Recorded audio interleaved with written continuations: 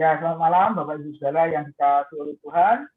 Mari kita mulai pemahaman Alkitab kita, lanjutkan dari surat Filipi ya, yang pasal 1 kemarin itu diselesaikan malam hari ini. Nah, sebelum memulai, mari kita masuk di dalam doa terlebih dahulu. Dan kita Pak Nahum. Pak Nahum berdoa Pak, untuk awal kelas kita.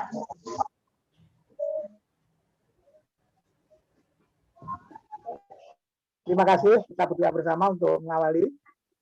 Kami mengucap syukur kepadamu ya Bapa, kalau malam ini kasih-Mu limpah kembali pada kehidupan kami, sehingga kami saat ini boleh bersama-sama untuk menerima pengajaran firman-Mu melalui Filipi pasal 1 ayat 12 sampai ayat 30 ini. Kami yakin dan percaya ya Bapa, dengan pengajaran-Mu ini Kau akan membawa kehidupan kami semakin mengenal dan mengerti akan rancangan dan rencana-Mu. Sebabnya kami serahkan hamba-Mu yang akan memaparkan firman-Mu, urapi pakai hamba-Mu, hingga boleh membawa kehidupan kami semakin dewasa di dalam Engkau.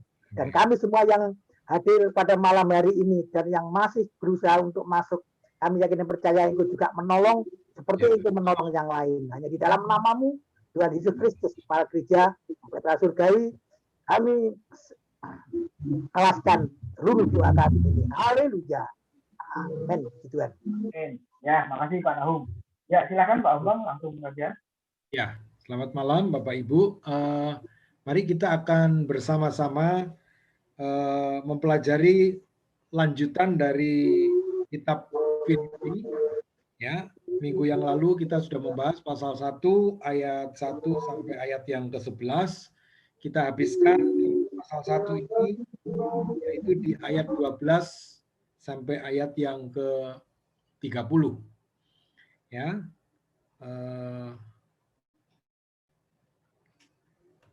Bapak Ibu bisa melihat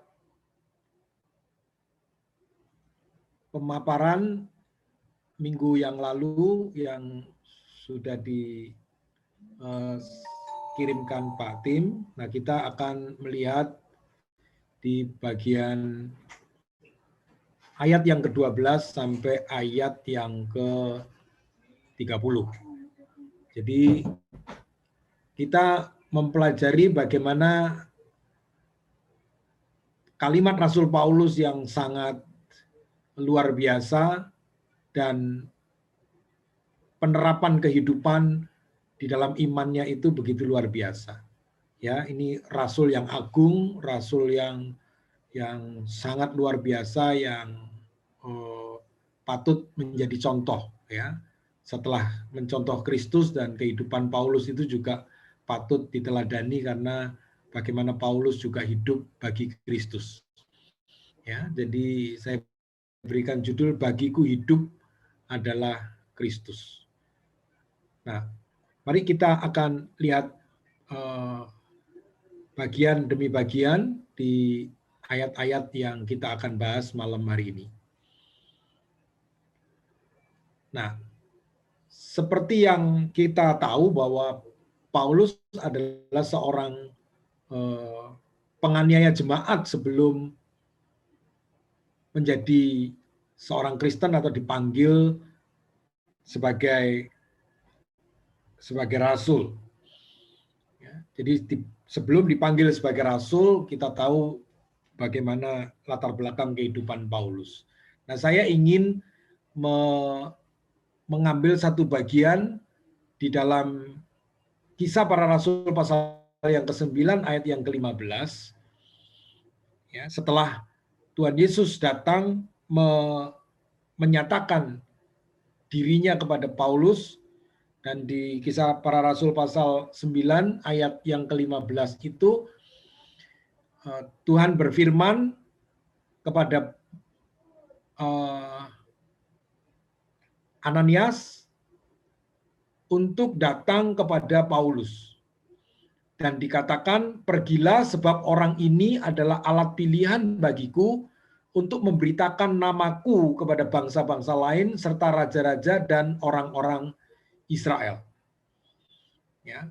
Jadi Paulus setelah menerima penglihatan atau perjumpaan dengan Mesias, dengan Kristus, dia mengalami kebutaan 3 hari, ya. Jadi problem di penglihatan itu karena sinar yang begitu menyilaukan itu, ya. Lalu dia dituntun dan dia pergi ke satu tempat rumah, ya, untuk istilahnya karena kondisi yang sangat syok itu, Paulus juga buta dan dia dituntun untuk tinggal di satu rumah. Lalu Tuhan berfirman kepada Ananias untuk datang kepada Paulus, dan pernyataan dari Allah kepada Ananias bahwa orang ini adalah alat pilihan bagiku. Dia akan kuutus untuk memberitakan namaku kepada bangsa-bangsa lain serta raja-raja dan orang-orang Israel. Nah, utusan seperti ini, ya, atau kalimat seperti ini yang kita bayangkan, ya, kalau kita diutus Tuhan, ya, untuk memberitakan kepada bangsa-bangsa lain, kepada raja-raja dan kepada orang-orang Israel,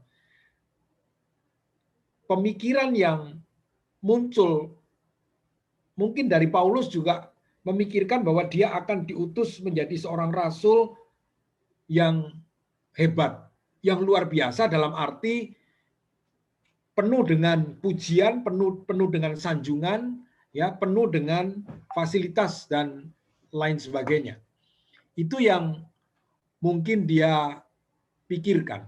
Jadi kalau kita ini berbicara tentang panggilan Tuhan, berbicara tentang karunia yang diberikan oleh Tuhan, berbicara tentang anugerah yang diberikan oleh Tuhan, maka seringkali pemahaman itu adalah sesuatu yang luar biasa yang kita bisa nikmati. Nah, hal ini luput dari pemikiran Paulus, bahwa diutusnya dia, ya, sebagai seorang rasul itu bukan seperti posisinya dia sebagai seorang yang hebat di mahkamah agama Yahudi. Ya, dia menjadi orang yang berpengaruh, dia menjadi orang yang ditunggu, ya, dihormati dan lain sebagainya karena perkataan-perkataan dan kalimat-kalimat yang bijak. Ya, secara agama dia paham betul dan orang menanti untuk kebenaran apa yang akan disampaikan sesuai dengan kebenaran firman itu. Nah, tetapi ternyata panggilan Paulus kepada bangsa-bangsa lain, kepada raja-raja dan kepada orang-orang Israel itu bentuknya bukan sesuatu yang selama ini dia jalani sebagai orang yang berpengaruh di anggota mahkamah agama Yahudi. Ya, nah kita lihat bahwa dalam perjalanan kehidupannya, mulai dengan panggilan di Damsyik itu, lalu dia menjalani panggilannya itu ternyata bukan sanjungan, bukan fasilitas yang dia terima, tetapi ada banyak penderitaan, penganiayaan, kesulitan yang dialami oleh Paulus. Nah, Paulus ingin membawa jemaat Filipi ini lebih bisa memandang realitas kehidupan, ya, dengan siap, ya, karena penderitaan yang dialami, ya, maka Paulus menghendaki memiliki orang-orang Filipi memiliki cara pandang, ya, memiliki paradigma yang berbeda, ya, seperti yang awal Paulus menyangka dalam kehidupan panggilan sebagai Rasul Kristus itu adalah memiliki sesuatu yang luar biasa secara manusiawi gitu. Ya. Nah, realitas kehidupan ini harus ditanggapi, diresponi dengan siap, ya, tidak usah panik dengan masalah-masalah yang muncul dan yang akan muncul ketika menjalani kehidupan. Ya, sehingga di ayat yang ke-12, ya, Rasul Paulus mengatakan, aku menghendaki saudara-saudara supaya kamu tahu bahwa apa yang terjadi atasku ini justru telah menyebabkan kemajuan Injil. Ya. Nah, Paulus sudah membuktikan sendiri sekalipun dirinya ada dalam belenggu sebagai orang tahanan, tetapi justru telah menjadi teladan bagi orang lain dan lebih membawa hidupnya kepada pengertian yang lebih luas, yaitu untuk hidup taat dengan segala rencana yang sudah ditentukan Allah atas hidupnya. Jadi dia menerima dan dia mengerti betul, memandang perjalanan kehidupannya itu sebagai satu kehidupan yang sudah ditentukan Allah atas hidupnya, apa yang dialami. Dan dia menghendaki orang-orang di Filipi, ya, dan mungkin implikasinya kepada kehidupan kita, bahwa dipanggilnya orang menjadi Kristen, menjadi hidup yang baru, ya, sering kita diskusikan bahwa kehidupan yang baru itu bukan kita pahami sebagai murid Kristus, sebagai orang Kristen itu bukan menurut paradigma kita, bukan menurut cara pandang kita, tetapi bagaimana Allah itu menentukan langkah kehidupan untuk dijalani itu ternyata berbeda dengan apa yang kita pikirkan. Nah, maka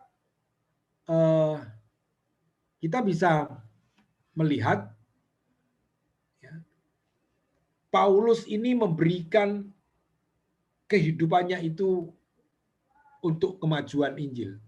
Jadi bagaimana hidup bagi kemajuan Injil? Paulus ingin di dalam hidupnya, entah di dalam suka, entah di dalam duka, karena hidup yang diserahkan bagi Kristus itu, maka panggilannya adalah untuk memberitakan Injil. Jadi hidup bagi kemajuan Injil. Di pasal di ayat yang ke-12 tadi. Ya.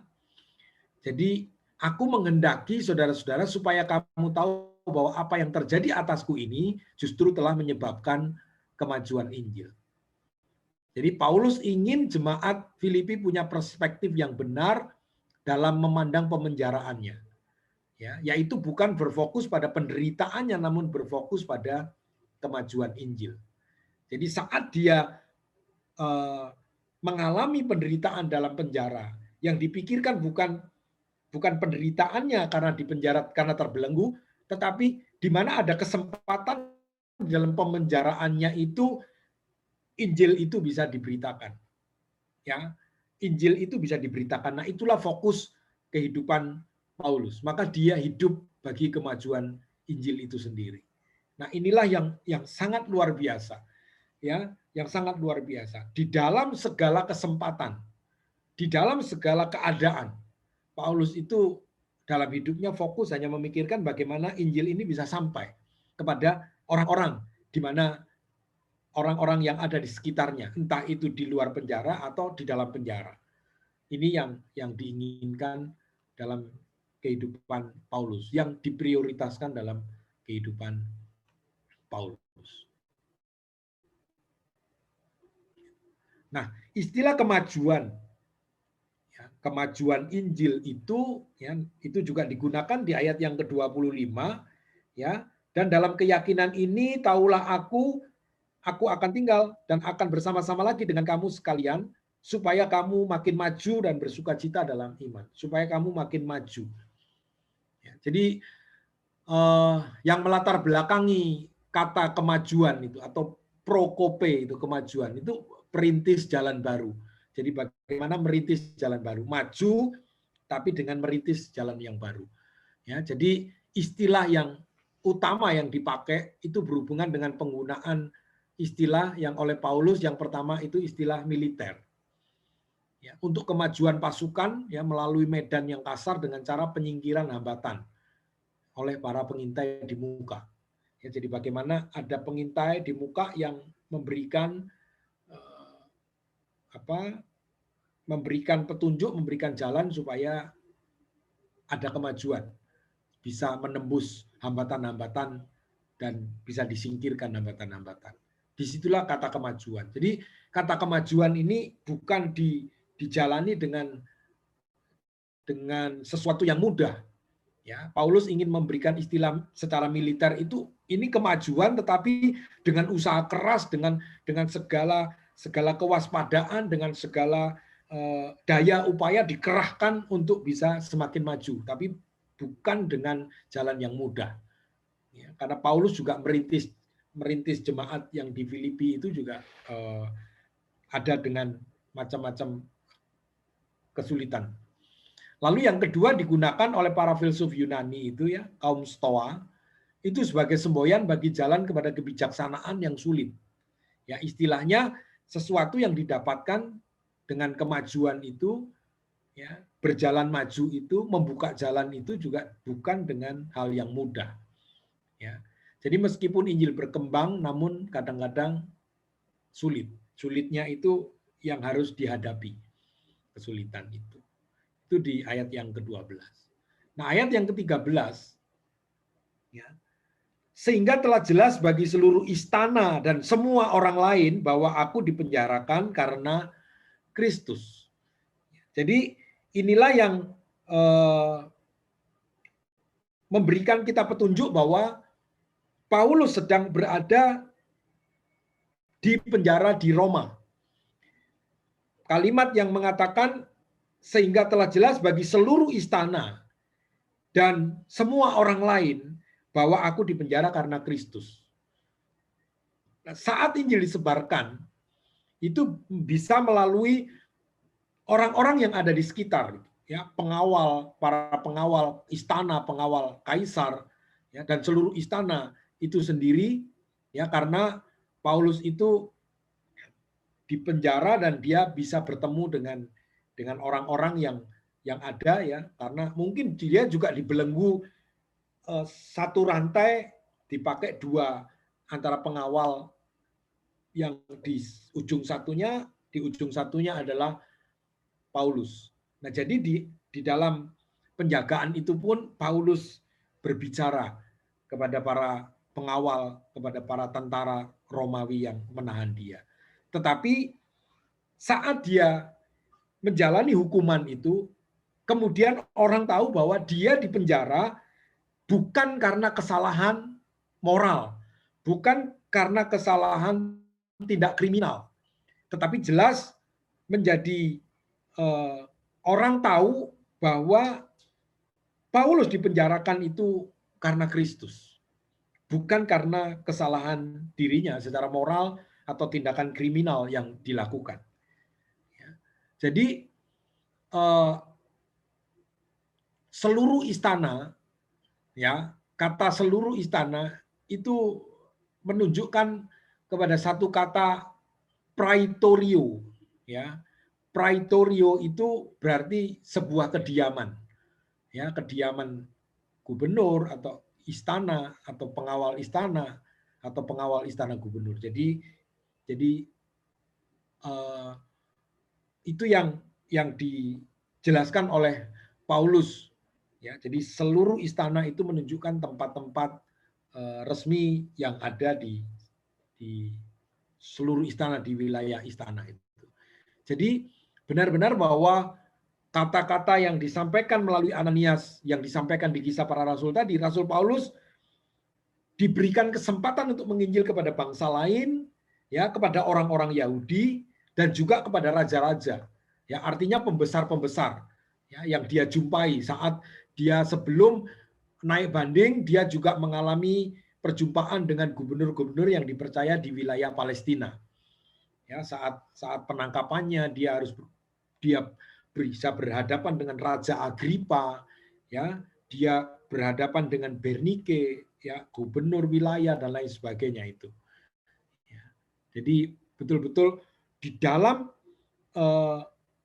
ketidakmengertian Paulus bagaimana dia bisa menginjil itu, tetapi dengan penderitaan yang diberikan, yang dianugerahkan itulah ternyata dia punya kesempatan, ya, punya kesempatan. Jadi dia bertemu dengan Raja Agripa, bertemu dengan orang-orang hebat di wilayah Palestina, juga sampai ke Roma, itu ternyata melalui sebuah penderitaan yang luar biasa. Tetapi dia bisa bertemu dengan mereka. Nanti di ayat 29 kita tahu bahwa mengalami penderitaan Kristus itu adalah sebuah karunia, gitu ya. Nah, di ayat yang ke-14, penahanan Paulus justru menjadi sumber dorongan bagi rekan-rekan Kristennya, ya untuk mewartakan berita kesukaan itu tanpa ada rasa takut lagi. Ketika Paulus mengatakan kebanyakan saudara dalam Tuhan. Di ayat yang ke-14, dan kebanyakan saudara dalam Tuhan telah beroleh kepercayaan karena pemenjaraanku untuk bertambah berani berkata-kata tentang firman Allah dengan tidak takut. Jadi Paulus ini memberikan sebuah teladan, ya, memberikan sebuah motivasi bahwa Paulus ini dipenjara betul-betul karena Kristus. Sehingga saudara-saudara yang lain, saudara-saudara Kristen yang lain, saudara-saudara yang dalam Tuhan itu memperoleh kepercayaan, memperoleh keberanian untuk dapat memberitakan firman Allah dengan tidak takut. Ya, jadi karena Paulus itu dengan tabah, dengan teguh, dia tetap menjalani kehidupannya sekalipun menderita, tetapi karena Kristus dia hadapi dengan berani, maka itu memancing keberanian dari saudara-saudara yang lain untuk juga memberitakan Injil itu. Jadi ini adalah saudara-saudara dalam Tuhan. Orang-orang yang sudah percaya kepada Kristus. Karena kalau dilihat dalam bahasa Yunaninya menggunakan kata adelpon. Ya, adelpon itu adalah saudara-saudara seiman, saudara dalam Kristus. Nah, dampak dari pemenjaraan Paulus tidak hanya dirasakan oleh pengawal istana serta orang lain, tetapi juga orang Kristen pada masa itu turut merasakan dampak dari maksud Tuhan atas hidup Paulus. Jadi benar-benar penderitaannya ini mempengaruhi orang lain untuk punya semangat. Ya, bertahan dalam penderitaannya itu memotivasi orang lain untuk juga berani memberitakan Injil. Ya. Nah, dalam segala hal Kristus diberitakan. Dalam segala hal Kristus diberitakan. Itu di ayat 15, ya. Ada orang yang memberitakan Kristus karena dengki dan perselisihan. Ayat 15a. Ya. Atau di ayat yang ke-17, tetapi yang lain karena kepentingan sendiri dan dengan maksud yang tidak ikhlas. Tapi di ayat 15b dikatakan, tetapi ada pula yang memberitakannya dengan maksud baik. Yaitu kasih. Ayat 16, mereka memberitakan Kristus karena kasih. Jadi dalam segala keadaan itu Kristus bisa diberitakan. Jadi mungkin memang ada orang-orang yang memberitakan Injil dengan maksud-maksud yang berbeda-beda. Tetapi Paulus dengan tetap bersukacita, ya, karena surat ini disebut dengan surat sukacita Paulus. Dia tetap bersukacita. Apapun yang dilakukan orang, dia tetap bersukacita. Sehingga ayat 18 dikatakan, tetapi tidak mengapa sebab bagaimanapun juga Kristus diberitakan. Bagaimanapun juga Kristus diberitakan. Baik dengan maksud palsu maupun dengan jujur. Tentang hal itu aku bersukacita dan aku akan tetap bersukacita. Ya, Bapak Ibu, ini satu hal yang sangat menolong kita untuk bisa bangkit dari kehidupan kita dalam segala situasi, dalam segala kondisi. Ya, entah orang itu dengki, entah orang itu iri, entah orang itu punya maksud apapun dalam kehidupan kita. Tetapi kita percaya bahwa Tuhan itu memegang segala kehidupan kita. Jadi hidup kita tidak dipengaruhi oleh kebencian orang, kedengkian orang, ya, dan lain sebagainya. Tapi hidup kita berfokus bagaimana Kristus itu tetap diberitakan di dalam kehidupan kita. Jadi menjadi orang Kristen tidak boleh dipengaruhi oleh situasi, keadaan. Ini yang harus kita perjuangkan terus dalam hidup kita, bagaimana kita belajar dari Kristus, bagaimana kita belajar dari Rasul Paulus. Nah, ada orang yang memberitakan Kristus karena dengki dan perselisihan. Nah, ada orang yang tidak sungguh-sungguh mengasihi Allah, yang secara langsung tidak menyukai Paulus. Ya, adapun kata dengki ini ya dalam bahasa Yunani tonos ya, yaitu sikap orang yang tidak mau melihat orang lain beruntung atau berbahagia. Ya. Jadi kalimat ini bentuknya adalah orang-orang yang punya sifat ya yang tidak mau melihat orang lain beruntung atau berbahagia. Sehingga muncul dengki, muncul perselisihan. Karena kalau melihat orang bahagia, melihat orang beruntung, itu hatinya susah. Ini yang terjadi orang-orang yang memberitakan Injil dengan pikiran yang seperti ini. Lalu orang-orang yang memiliki dengki atas berita itu adalah orang-orang yang ingin melawan Paulus karena cemburu atas pengaruh Paulus. Harapan mereka bahwa kedengkian mereka dapat membuat Paulus merasa sakit hati. Tetapi pada kenyataannya hal itu tidak pernah ada dalam pikiran Paulus. Pikiran Paulus yang di ayat 18 tadi mengatakan tentang hal itu aku bersukacita dan aku akan tetap bersukacita.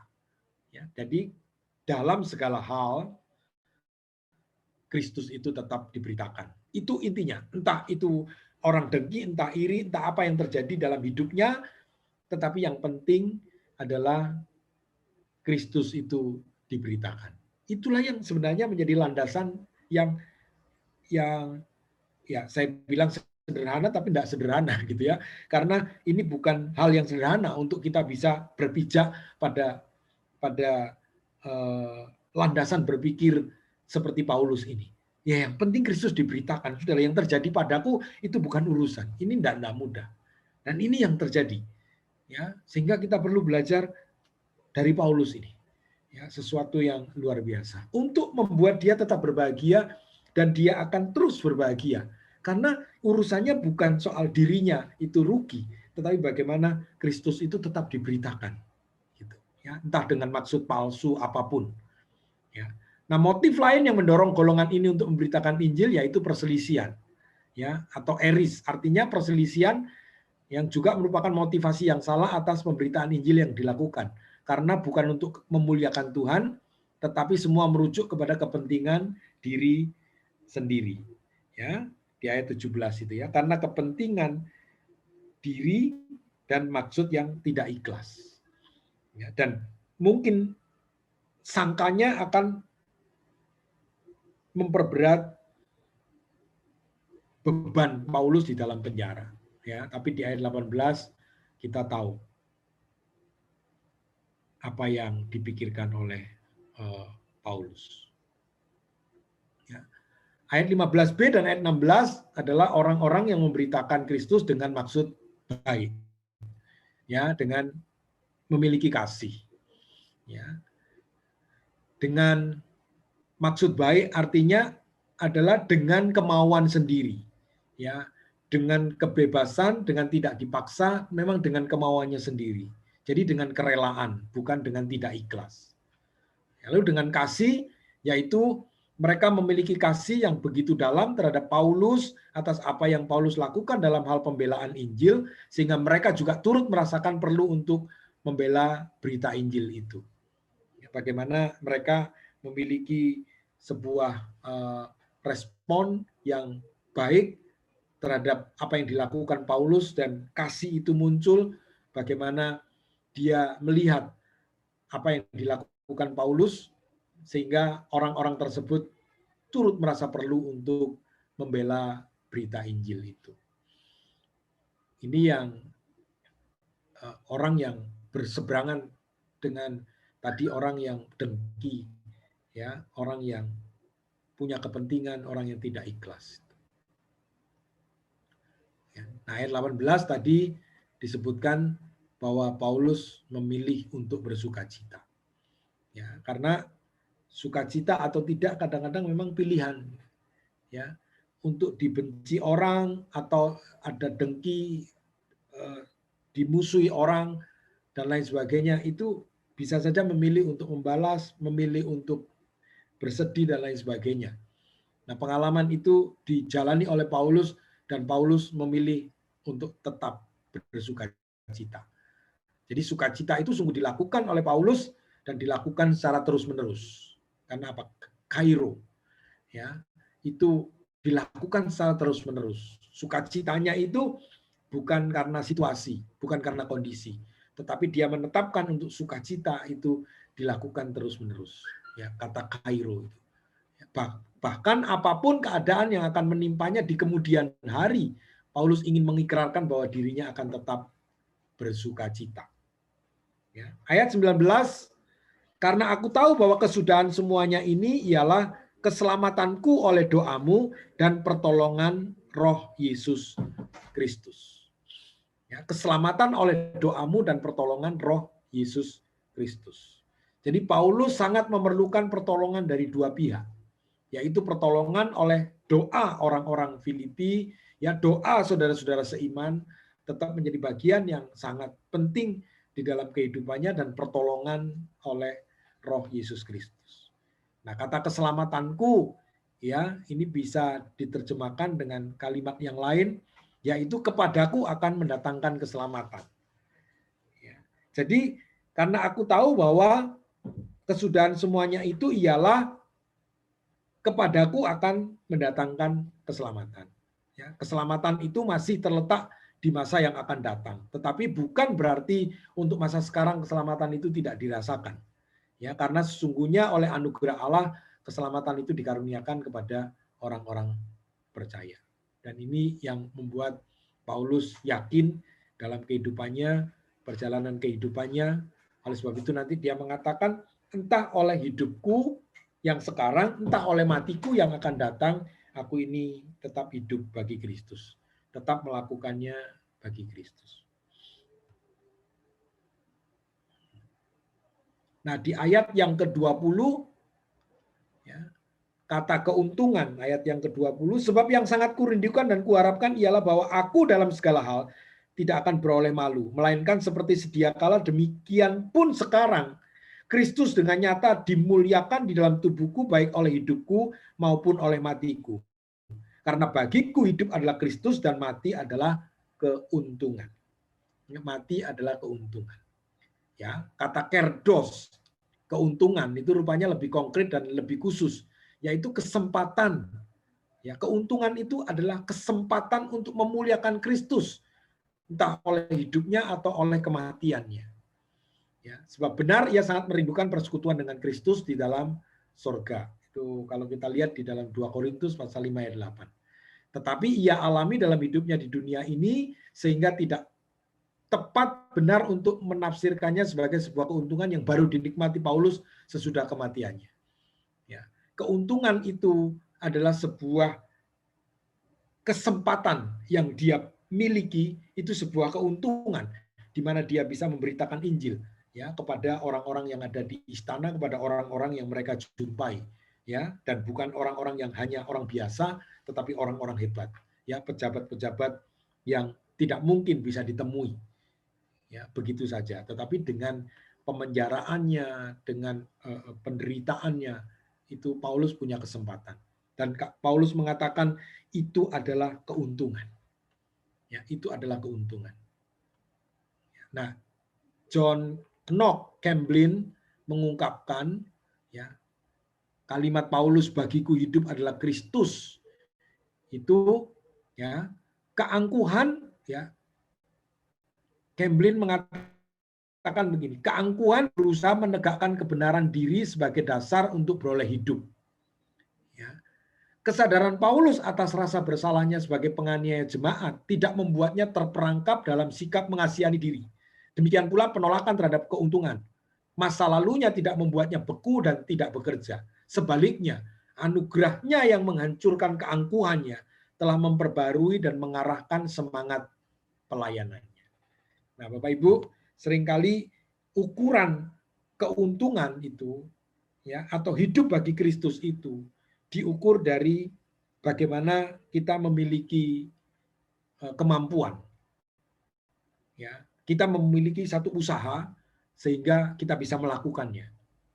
Tetapi Paulus menyadari bahwa anugerah Allah itu menghancurkan semua keangkuhannya. yang dia anggap mampu, yang dia anggap bisa itu, dan anugerah itu memperbaharuinya, lalu anugerah itu mendorong, ya, memberikan semangat di dalam pelayanannya. Nah, ini yang perlu juga kita renungkan dalam kehidupan kita, ya, di mana kita bisa berusaha untuk melakukan semua pelayanan kita, ya, tetapi dengan segala kerendahan hati, ya, dengan segala kerendahan hati bahwa jika kita semua bisa lakukan, kita bisa miliki, ya, semua karena anugerahnya. Ayat 22, Paulus harus hidup di dalam tubuh ini sebagai rasul. Ya, maka itu berarti baginya bekerja memberi buah. Ayat 22, tetapi jika aku harus hidup di dunia ini, itu berarti bagiku bekerja memberi buah. Jadi mana yang harus kupilih? Aku tidak tahu. Paulus sadar dalam kehidupannya, dia mengatakan bahwa kalau aku hidup dengan Tuhan itu lebih indah. Tetapi jika aku diberikan kesempatan hidup di tengah-tengah dunia ini, hidup dalam daging ini, dalam tubuh ini, maka aku harus bekerja memberi buah. Jadi Paulus sadar dia dipanggil dalam hidupnya sebagai manusia ini, dipanggil sebagai rasul. Maka dia harus memberitakan tugas yang sudah ditetapkan dalam hidupnya untuk menghasilkan buah-buah penginjilan itu, pemberitaan Injil itu. Nah, jika Paulus akan meninggalkan dunia ini, maka kesempatan baginya untuk memberi buah tentu tidak akan bisa lagi. Ya, jadi kesempatan berbuah itu emang di sini. Jadi kalau sudah mati yang nggak bisa berbuah apa lagi? Ya, karena kita sudah tidak ada pekerjaan lain dalam arti untuk memberi buah di dunia ini. Hanya ada satu hal yang dihidupi di dalam kekekalan, dalam kehidupan setelah kematian itu. Ya, jadi kesempatan untuk dapat memberi buah itu adalah di dunia ini. Gitu. Ya. Karena itu hidup dalam tubuh yang di dunia ini sangat dihargai Paulus sebagai kesempatan atas anugerah yang Tuhan berikan dalam hidupnya. Ya, jadi kesempatan yang diberikan di dunia ini adalah kesempatan di mana dia bisa melayani Tuhan. Selama dia bisa hidup, kapanpun dia bisa hidup, selama dia diberikan kesempatan untuk hidup, itu adalah sebuah kesempatan atas anugerah yang Tuhan berikan dalam hidupnya. Maka Paulus sangat menghargai kehidupannya itu.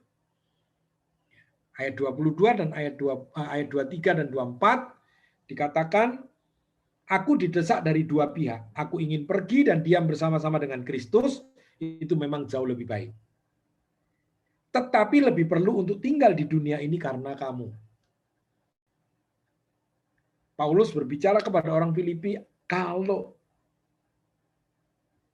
aku ditanya, keinginanku itu adalah pergi dan diam bersama dengan Kristus. Itu jauh lebih baik. Ya. Jadi pergi dan diam bersama Kristus itu jauh lebih baik. Tetapi lebih perlu tinggal di dunia ini karena kesempatan untuk bisa menghasilkan buah untuk orang-orang Filipi. Nah, maksud kata pergi di sini ya dalam kata analusai. Ini dipakai dalam 2 Timotius pasal 4 ayat 6 memiliki arti apa? Membongkar kemah. Ya, sehingga Paulus menyamakan dirinya itu seperti kemah. Satu saat kemah itu harus dibongkar dan dipindah. Ya, jadi kesadaran inilah yang harus dimiliki oleh orang Kristen, orang percaya. Bahwa di dalam kehidupan kita ini bukan akan mengalami kehidupan yang selama-lamanya kita bisa nikmati di dunia ini. Karena di dunia ini, hidup kita ini hanya sementara. Seperti kemah yang satu kali akan dibongkar, lalu dipindahkan tempatnya. Ya, ini bukan tempat yang permanen. Ya, bukan tempat yang ditanam lalu tidak akan bisa bergerak. Jadi Paulus menyadari di dalam dunia ini adalah satu yang sementara. Maka dia mengatakan, aku ingin pergi. Ya, karena apa? Karena memang hidupku ini bukan di sini tempatnya. Satu saat hidup ini akan dibongkar seperti kemah. Jadi tidak akan kekal. Ayat 25, keyakinan akan maju dan bersukacita dalam iman. Dan dalam keyakinan ini, taulah aku akan tinggal dan akan bersama-sama lagi dengan kamu sekalian supaya kamu makin maju dan bersukacita dalam iman. Ya. Sekalipun hidup ini terbatas, entah kapan berakhirnya, tapi dalam kesempatan itu Paulus mengatakan, aku yakin dan aku tahu bahwa aku akan tinggal dan akan bersama-sama lagi dengan kamu. Ya, harapan Paulus untuk bisa bertemu kembali dengan orang-orang Filipi, ya, supaya mereka bisa semakin maju, supaya mereka bisa bersukacita di dalam iman. Yang menjadi tujuan Paulus untuk tinggal dengan jemaat Filipi adalah bukan sebatas tinggal hidup bersama dengan mereka, tetapi untuk terus menguatkan mereka, untuk tetap membuat mereka semakin maju dan mereka bersukacita dalam iman. Ya, ini luar biasa bahwa hidupnya diserahkan bagi Kristus di tengah-tengah dunia ini, bagaimana dia bisa melakukan tugas untuk membuat orang lain semakin maju, membuat orang lain semakin dikuatkan, membuat orang lain semakin bersukacita, bertumbuh di dalam iman. Ayat 26, kemegahan dalam Kristus Yesus. Ya, sehingga kemegahanmu dalam Kristus Yesus makin bertambah karena aku apabila aku kembali kepada kamu. Ya, jika melihat frasa terakhir yang dikatakan Paulus dalam ayat ini, yaitu apabila aku kembali kepada kamu, artinya adalah apabila Paulus sudah keluar dari hukuman pemenjaraannya dan Paulus dapat bersama-sama kembali dengan jemaat Filipi, maka hal itu menjadi dasar jemaat Filipi untuk bermegah di dalam Kristus. Kemitraan Paulus dengan jemaat Filipi, ya, semua hanya untuk mendatangkan kemegahan di dalam Kristus Yesus. Jadi bukan untuk hal-hal yang lain. Itu menjadi tujuan Paulus. Baik. Ya. Kita lanjutkan di ayat yang ke-27, kata berpadanan. Ya, hanya hendaklah hidupmu berpadanan dengan Injil Kristus. Supaya apabila aku datang, aku melihat, dan apabila aku tidak datang, aku mendengar bahwa kamu teguh berdiri dalam satu roh dan sehati sejiwa berjuang untuk iman yang timbul dari berita Injil. Ya, berimbang, berpadanan, berimbang dengan berita Injil. Ya, sebanding dengan berita Injil. Artinya apa? Menyesuaikan hidup kita. Yang pertama, status kita sebagai warga negara kerajaan surga. Lalu menyesuaikan hidup kita dengan berita Injil. Itu yang dimaksud supaya orang-orang Filipi hidupnya itu dimotivasi, ya, didrive, ya, didorong, dikendalikan oleh Injil Kristus, berpadanan dengan Injil Kristus. Bagaimana bersikap dalam kehidupan itu, ya, sehingga Paulus bisa melihat jika datang, jika tidak datang pun bisa mendengar bahwa orang-orang Filipi teguh berdiri dalam satu roh, sehati sejiwa, berjuang untuk iman yang timbul dari berita Injil. Ya, di ayat 28, inti berita Injil itu menjadi tanda keselamatan. Dengan tiada digentarkan sedikit pun oleh lawanmu, bagi mereka semuanya itu adalah tanda kebinasaan, tetapi bagi kamu tanda keselamatan, dan itu datangnya dari Allah. Ya, jadi inti berita Injil yaitu Yesus Kristus yang mati, dikuburkan, bangkit pada hari yang ketiga. Ya, bangkit pada hari yang ketiga. Naik ke surga, itu sesuai dengan pengakuan iman rasuli. Inti berita Injil itulah sebenarnya yang menjadi tanda keselamatan. Maka orang-orang Kristen yang ada di Filipi, ya, harus hidupnya berpadanan dengan Injil Kristus. Nah, implikasinya bagi kita juga bagaimana hidup kita berpadanan dengan status kita sebagai warga negara kerajaan surga dan status kita, ya, dan menyesuaikan diri hidup kita dengan berita Injil. Ya, karena berita Injil itulah keselamatan. Ayat 29, sebab kepada kamu dikaruniakan, ya, karistesomai, ya, atau granted. Bukan saja untuk percaya kepada Kristus, melainkan juga untuk menderita untuk Dia. Jadi karunia itu tidak harus diartikan dalam arti kita menerima karunia itu sesuatu yang hebat, ya, atau sesuatu yang diberikan lalu kita bisa melakukannya lalu mendatangkan kekaguman gitu ya, karunia kesembuhan, ya, karunia bernubuat gitu ya, karunia yang banyak itu, macam-macam itu. Dan itu yang seringkali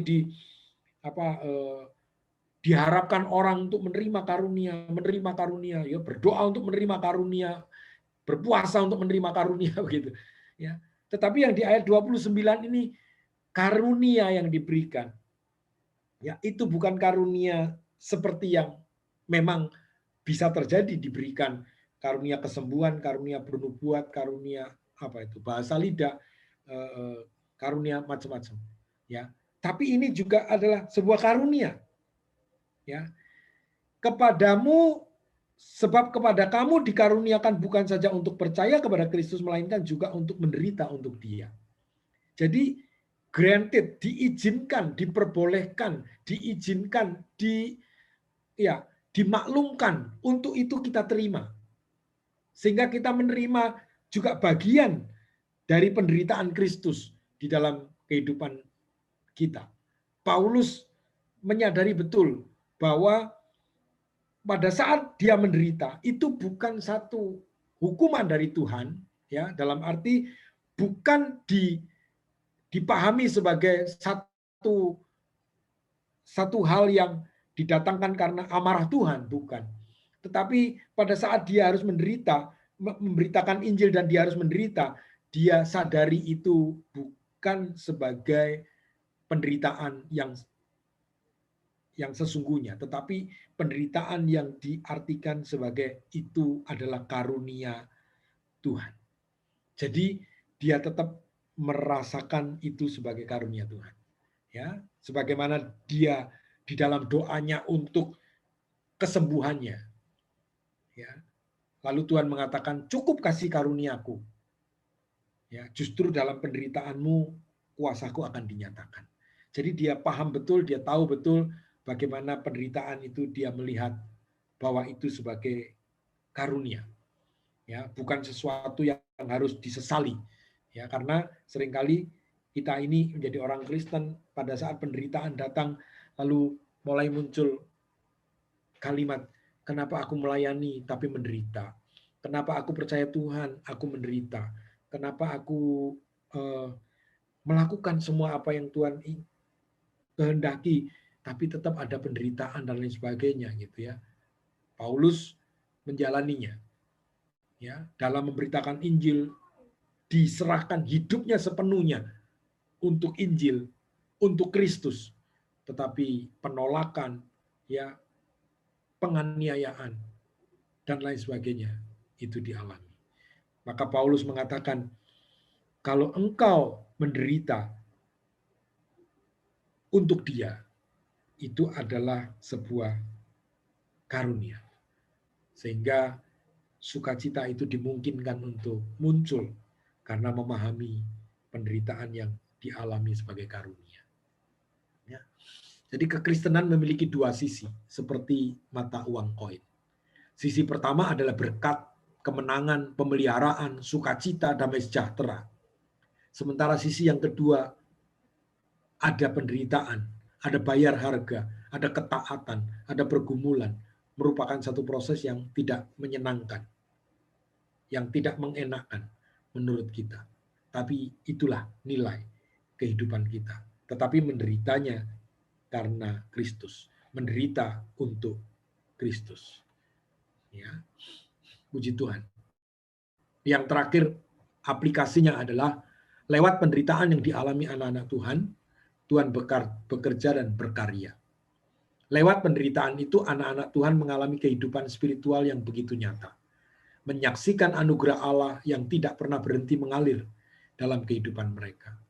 membuka kesempatan bagi anak-anak Tuhan itu menyatakan kasih Kristus. Dan hidup mereka menjadi inspirasi, menjadi teladan, menjadi terang, menjadi saksi yang selalu menguatkan dan menghiburkan orang-orang lain yang juga menderita. Paulus mengatakan kepada kita juga dikaruniakan untuk menderita untuk Kristus. Pada waktu kita terus berada di dalam situasi seperti itu, dapatkah kita tetap bersuka cita, bahkan bisa bersyukur kepada Tuhan akan karunia untuk menderita baginya? Ya, Kisah Rasul pasal 5 ya menceritakan, mencatat bahwa rasul-rasul yang memberitakan Injil mengalami penderitaan secara fisik, ditangkap, dipukul, dipenjara, namun mereka bisa bersuka cita. Di tengah-tengah semua itu, karena mereka telah dianggap layak menderita penghinaan oleh karena nama Yesus. Puji Tuhan. Ini adalah respon yang luar biasa indah terhadap hal-hal penderitaan yang Tuhan beri kepada kita pribadi, lepas pribadi, pada waktu kita menghadapi akan hal itu. Puji Tuhan, sampai di sini pembahasan kita, dan kita bisa lanjutkan dengan Bapak Ibu bisa memberikan tanggapan, Bapak Ibu bisa menambahkan ya pengalaman dan lain sebagainya ya untuk kita bisa diskusikan bersama-sama. Terima kasih, saya kembalikan ke Pak Tim. Ya, makasih Pak Bambang buat pemaparan materinya. Silakan Bapak Ibu diberi kesempatan untuk bertanya, untuk berdiskusi pada malam hari ini.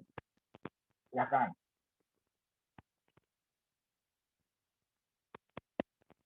Mari Bapak Ibu saudara.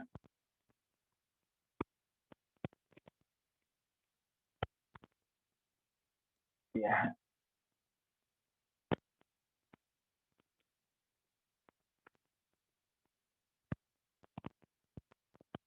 Ya, ada Bapak Ibu, silakan yang mau didiskusikan sehubungan dengan topik ini. Pak Nahum, bagaimana pengalaman memberitakan Injilnya dengan maksud benci tadi ya, atau maksud baik? Silakan Pak Nahum. Puji Tuhan, ini ayat 21 dan 22 itu terkait ayat 22 di sana dikatakan berarti bagiku bekerja memberikan buah. Apa Pak yang dimaksud buah dalam hal ini untuk ke dalam pribadi atau keluar gitu Pak? Jadi artinya kalau pribadi kemajuan macam atau yang dimaksud itu kalau keluar apa seperti kalau yang kami saat ini sedang gumulin tentang penjangkauan. Maaf kalau saya ketanya. Ya. Ampun. Terima kasih Pak Nahum. Silakan Pak Bambang soal buah. Keluar atau ke dalam gitu ya Pak Nahum ya.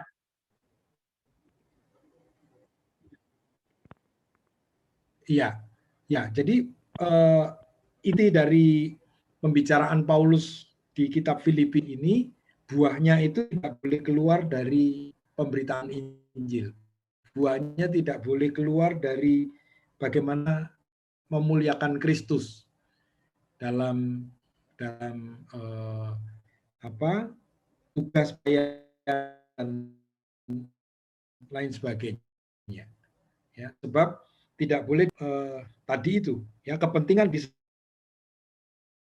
sendiri bentuknya macam-macam, dari hal yang paling sederhana sampai hal yang paling luar biasa.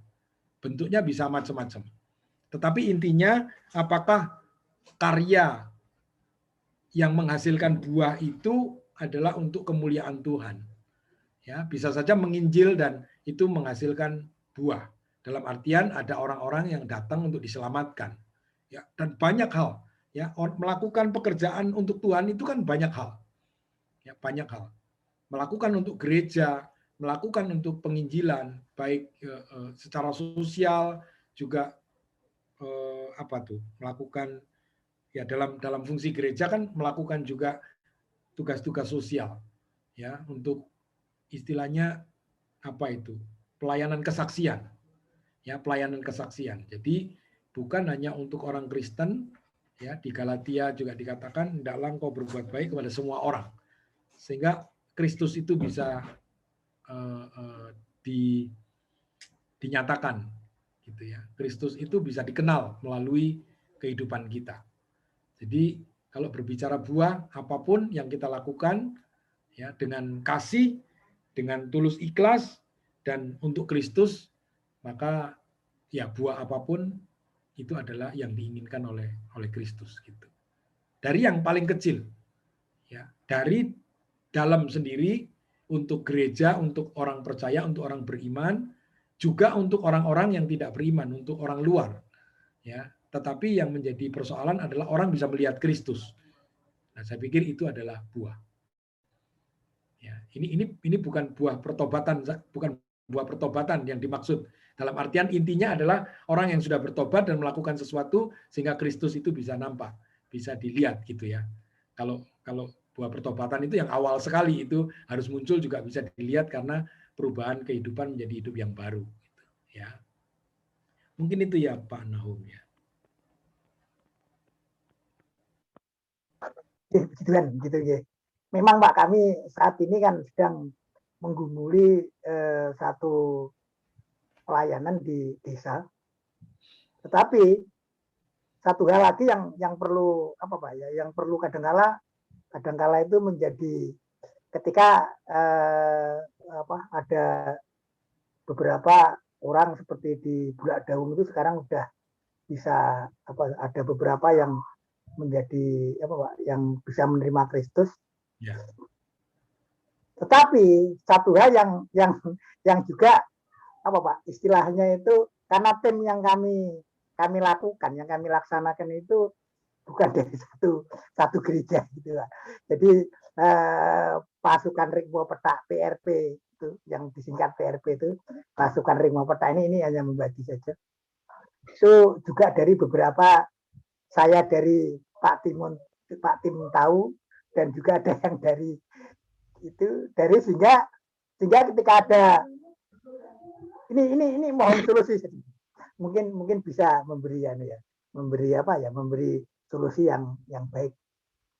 Bagi contoh ketika pada saat itu ada beberapa orang yang karena kasihnya Kristus, bukan karena kami, itu ternyata mereka minta dibaptis.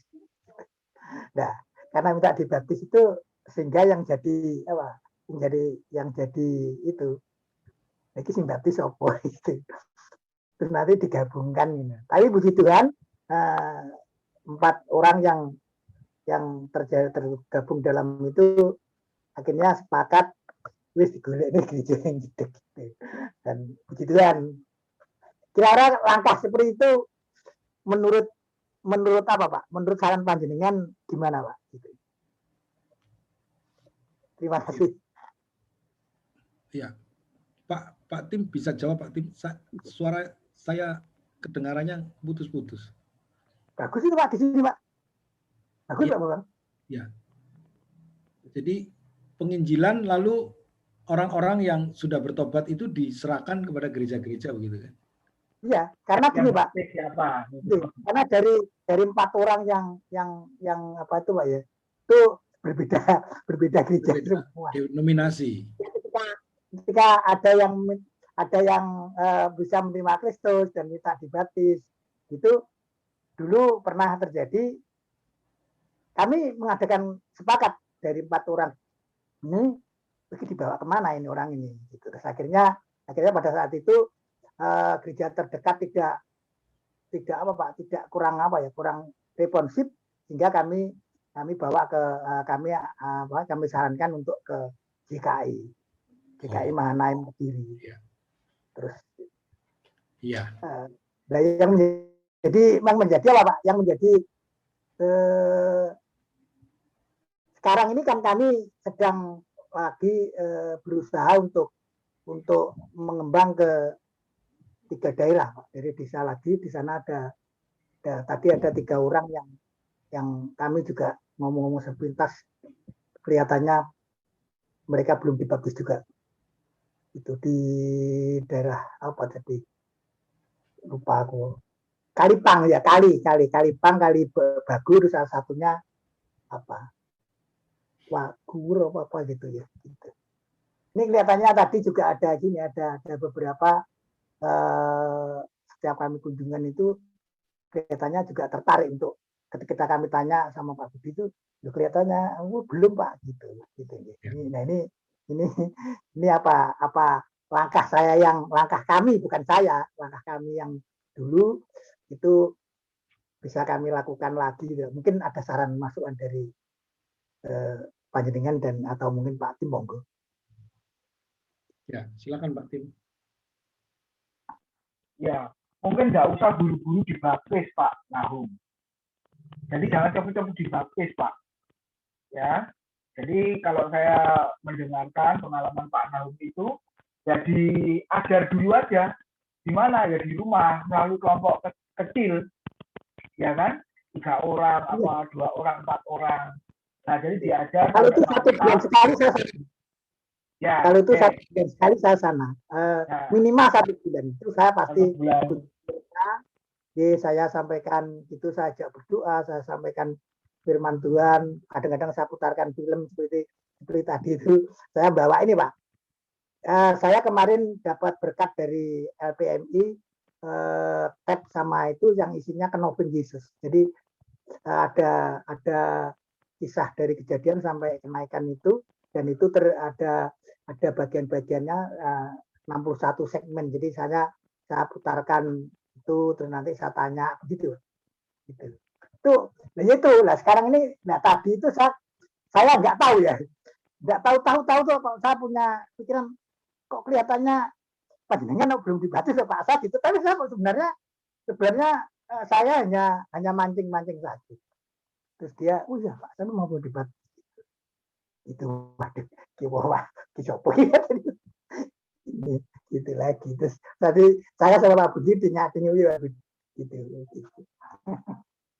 Ya, gitu kan lah. Ya, jadi intinya adalah seperti Alkitab juga mengajarkan, sebelum baptisan kan ada pemahaman, pengertian, ya, pemberitaan firman. Itu sampai mantap Pak. Itu. Jangan cepet-cepet dibaptis Pak, gitu ya. Nah, nanti kalau sudah setahun, 2 tahun dibina, dimuridkan, nah barulah baptisan. Nah sebenarnya kita bisa membaptis, tapi masalahnya kan baptisan itu ada surat gereja itu loh yang bisa dipakai. Nah katakanlah dia masih muda, kalau mau menikah kan mesti ada surat baptisannya. Nah lembaga resmi yang boleh membaptis ya memang gereja Pak Nau. Memang gereja. Jadi tadi sudah diceritakan, dibawa ke gereja di sekitar sana, ya toh. Atau Pak Nahum jadi gembala di sana ya monggo sebenarnya. Kan itu. Ya toh. Ya. Nah jadi kalau diserahkan ke gereja di sana, ya itu mungkin lebih baik. Jadi istilahnya Pak Nahum itu seperti itu ya.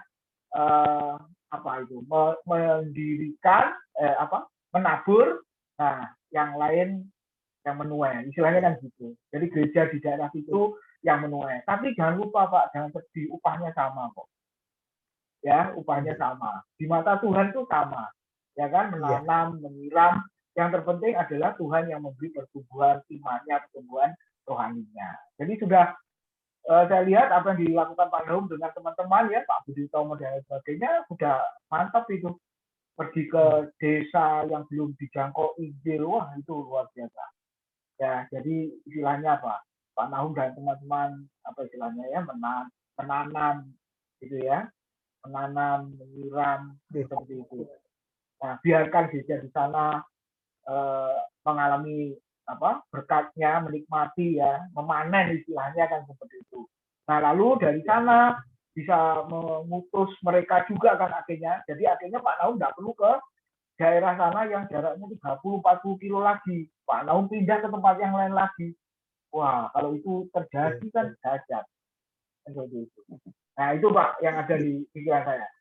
Saya nggak bisa pergi ke sana, Pak Nahum yang pergi ke sana ya. Gitu. Nah, ini kan luar biasa, saling melengkapi. Ya, pelayanan itu begitu. Paulus juga perlu rekan-rekan, ya kan? Rekan-rekan. Nah, itu yang bisa saya berikan. Silakan Pak Abang atau yang lain, Bapak Ibu. Nah, ini ada Gembala Bu Meta juga, bagaimana nih pengalaman pelayanannya Bu Meta? Ya, ada hamba-hamba Tuhan juga ini saya lihat.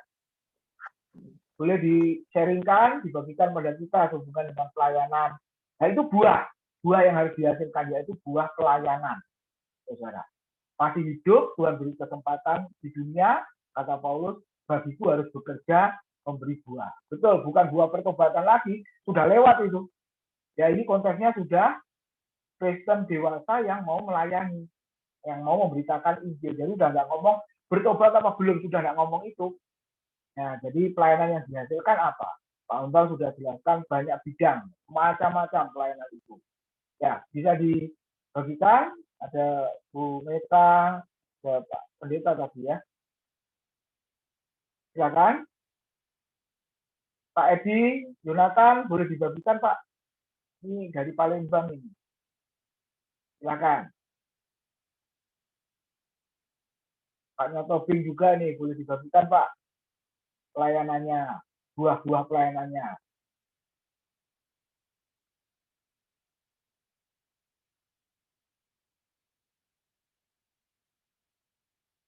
Ya, atau Pak Abang mau menambahkan, silakan Pak. Iya, cukup Pak Tim. Seperti yang dilakukan Pak Nahum tadi ya, memang berbicara tentang penginjilan, lalu memang tidak boleh lepas dari bagaimana fungsi gereja itu. Jadi bagaimana fungsi gereja berjalan, karena mau tidak mau seorang petobat itu harus terhisap dalam jemaat lokal, gitu ya. Tidak bisa saya tidak punya gereja tapi saya Kristen, itu kalimat yang nggak benar, nggak tepat gitu. Tetap harus terhisap dalam gereja lokal, berjemaat di mana gitu ya. Jadi harus ya mereka suruh pilih saja mana yang secara geografis strategis itu dia dekat ya, dan lain sebagainya itu nanti dia bisa bertumbuh di sana. Banyak orang yang saya bukan gereja mana-mana gitu. Nah pertumbuhannya juga nggak kemana-mana gitu. Artinya dia tidak pernah mengalami pertumbuhan karena dia tidak tertanam di satu tempat. Itu persoalannya. Mungkin itu yang bisa saya tambahkan. Ya, makasih. Jadi seperti materi kelas sekolah minggu ya, pemahaman keanggotaan gereja. Nah, itu tanda gereja yang sehat. Kalau pindah-pindah, seperti pohon yang dipindah-pindah kan akhirnya mati, saudara ya. Seminggu ditanam di sini, lalu dicabut, dipindah, seminggu lagi di sana, lalu dicabut lagi, ya itu pasti mati pohon itu. Jangankan berharap berbuah, bertumbuh pun tidak. Jangankan bertumbuh, berakar pun tidak. Nah, akhirnya mati. Nah, hidup kita kan diumpamakan Tuhan seperti pohon, jadi nggak boleh pindah-pindah. Mazmur 1 itu kan dikatakan apa? Ia seperti pohon yang ditanam di tepi aliran air, yang terus menghasilkan buahnya pada musimnya. Nah, jadi harus tertanam. Nah, itu yang penting ya. Tertanam di mana? Di gereja lokal. Jadi jemaat ini, orang percaya ini harus menyadari betapa pentingnya menjadi anggota sebuah gereja lokal. Nah, itu ya. Oke, makasih. Ada yang lain lagi? Kalau Ibu silakan. Masih ada waktu. Silakan.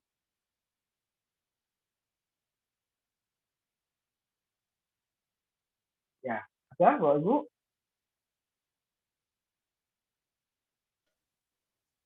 Pak Tim. Ya, Pak. Pak, sedikit ya. Mau tanya ke Pak Babang, Pak Tim ini. Pak, untuk kita orang awam ya Pak ya, katakan misi itu ya Pak. Nah kan ada kuliah khusus untuk misiologi itu Pak, kalau nggak salah Pak ya. Nah itu pembekalannya itu apa Pak?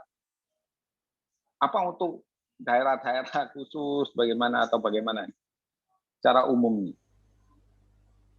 Ya. Mungkin itu Pak, sedikit pertanyaan. Ya, ini yang jawab yang master misiologi Pak. Yang masternya misiologi yang jawab. Yang teori dan prakteknya sudah banyak. Sebenarnya garamnya. Ya, lengkap loh. Kalau Pak Bambang kan master teologi. Master teologi ya. Ya, teologi, misiologi harus dipadukan. Ternyata gereja kita lengkap ini, saudara ya. Teologi dan misiologinya ada. Tinggal nanti muncul yang PAK-nya siapa, gitu ya, saudara. Wah, kalau itu ada, itu lengkap betul. Oke, jadi ada dua jawaban di dalam konteks misiologi. Yang pertama, misiologi teologis. Jadi dasar-dasar pemberitaan Injil, dasar-dasar misi secara teologis, saudara. Nah, itu memang saya belajar, ya. Saya belajar di sana.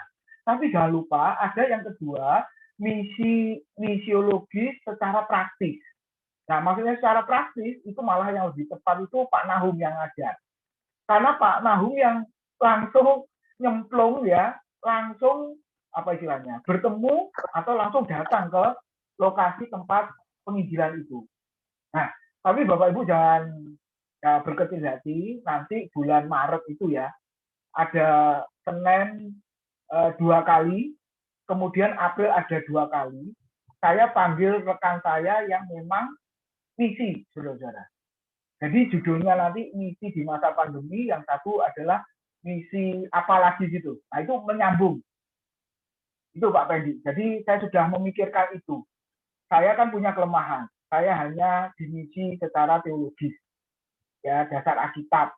Tapi kalau secara praktis, nah ini mesti panggil orang yang memang benar-benar nyemplung ke sana, Pak Pendi. Nah, itu jawabannya.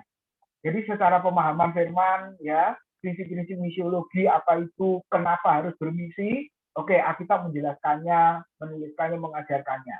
Tapi yang praktis, nah, kan kita ini di apa istilahnya, sesuai dengan tempat yang Tuhan sudah percayakan, saudara-saudara, ya, pelayanan di mana, nah itu nggak bisa apa istilahnya, menjiwai atau menghidupi kalau ke sana.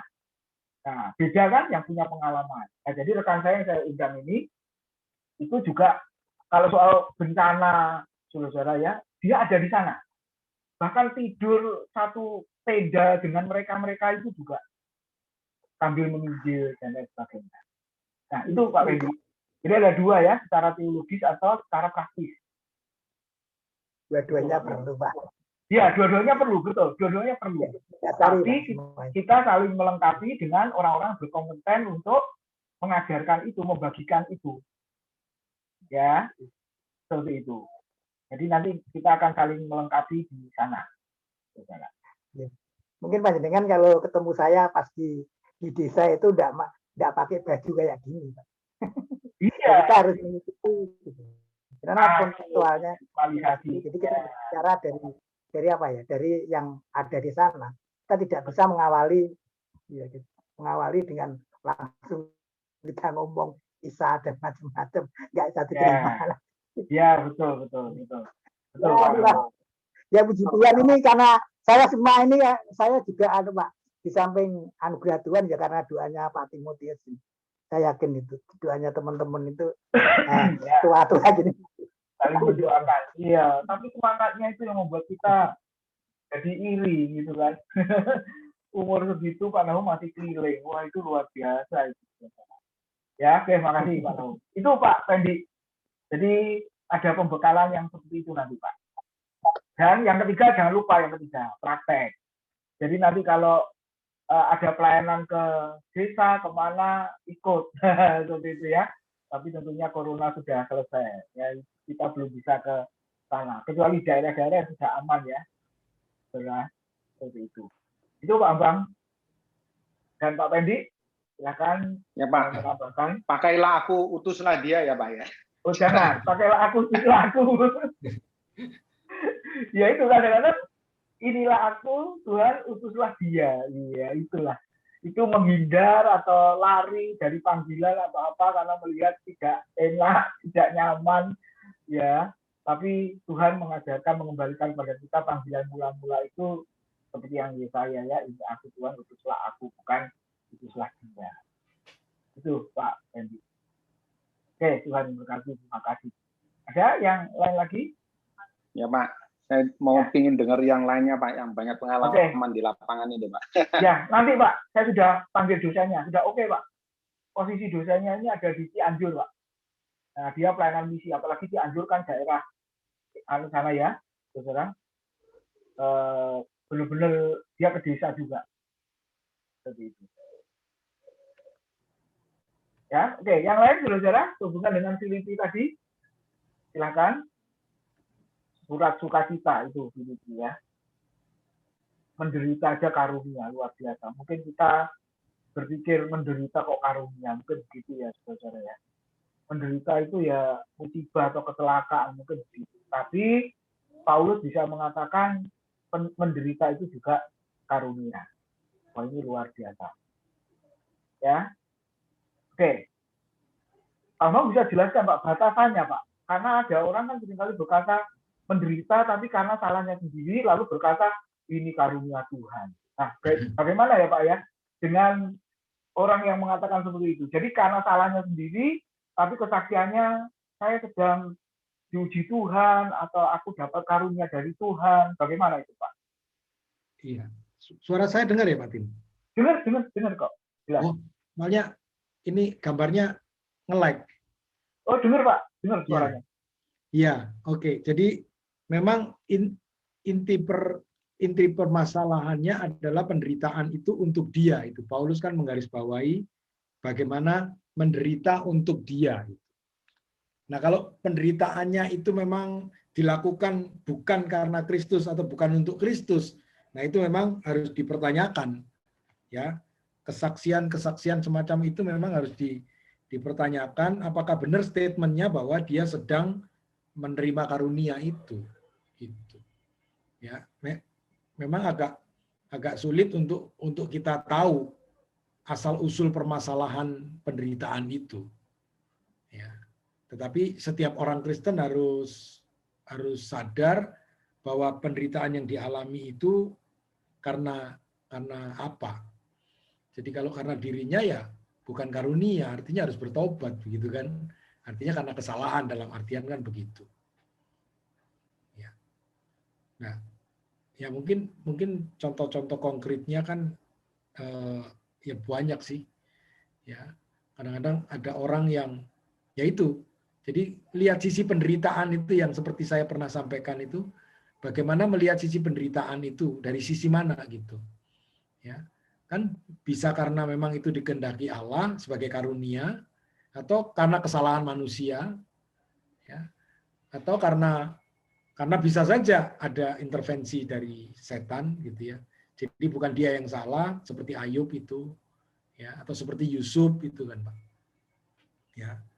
Tapi penderitaan-penderitaan lain ya seperti Daud, ya seperti Salomo itu kan bukan artinya pada saat dia dihukum, anaknya mati, dia menderita apa dan lain sebagainya kan karena kesalahannya dia membunuh Uria, ya Salomo ya, menikah dengan bangsa-bangsa lain, wanita-wanita lain sehingga dia mengalami ya apa kerajaannya akhirnya pecah gitu kan dan lain sebagainya itu.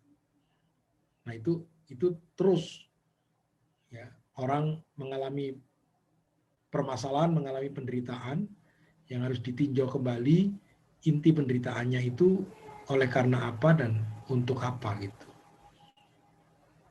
Mungkin itu ya Pak Tim. Ya, makasih. Jadi untuk Ya. Tuhan ya.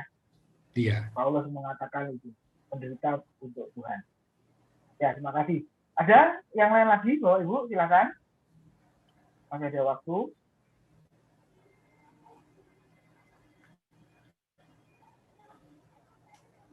Oke, kalau sudah tidak ada, kita akhiri, Bapak Ibu. Ya, kalau sudah tidak ada, kita akhiri. Iya. Pak Rajo mau sharing?